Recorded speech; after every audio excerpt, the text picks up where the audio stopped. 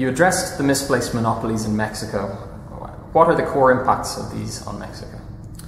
Thank you, Patrick. I think that the core impacts can be gauged by thinking about what the two transitions from closed to open political system and from closed to open economies were supposed to do. What they were supposed to do were to enhance freedom. Freedom for individuals politically, in the sense that there would be security, there would be choice in terms of who to elect, and economically, with more competition, with more producers in the market, more opportunities for people to be able to get good employment.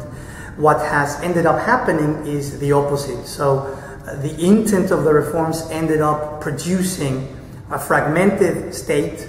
So you wanted individual security, you've ended up with a horrendous war on drugs, which has killed probably more than 80,000 people and 20,000 disappeared.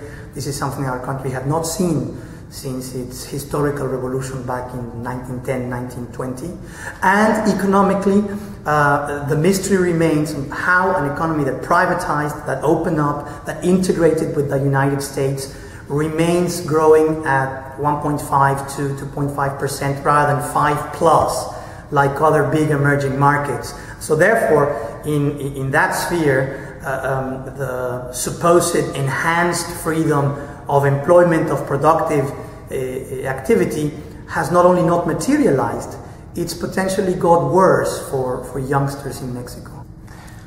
What consequences will the efforts to eliminate economic monopolies likely have on Mexico's future? Groups of businessmen, politicians, bankers who've amassed great amounts of economic and political power, influence, networks through their cooperation with the past 3 or 4 governments in Mexico, shaking that off, shaking the tree, forcing some of these producers to give up some of their privilege is not only not going to be easy, it will probably potentially could spark backlashes in some areas. So far, the current government, which is in Mexico led by the PRI between 2012 and 2018, has done quite a good job of building a broad coalition that brought on board the conservative, the left, to create a comfortable winning majority that has produced important changes in the spheres of education, telecommunications, visual, printed media, and very importantly, given Mexico's big hydrocarbon reserves in the sphere of energy. So in all of these areas, at least the constitution has already changed to move from very concentrated to less concentrated spheres. The catch is, are you able to translate what is said in the law once you implement into activity that in fact does end up pluralizing, fragmenting some of this ownership, influence, and networks? It's not automatic by any means.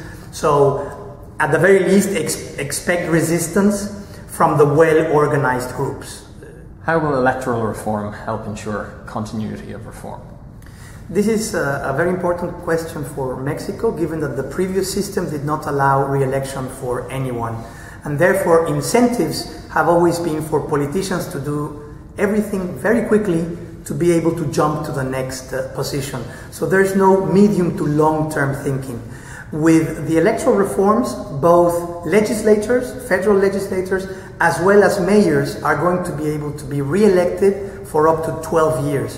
What this means is that for the first time since the 1930s, Mexicans, the citizenry, is going to be able to reward good public management and punish bad public management. This is something we haven't been able to do because of the no re-election clause. This is going to change, and we expect to have better results on the ground.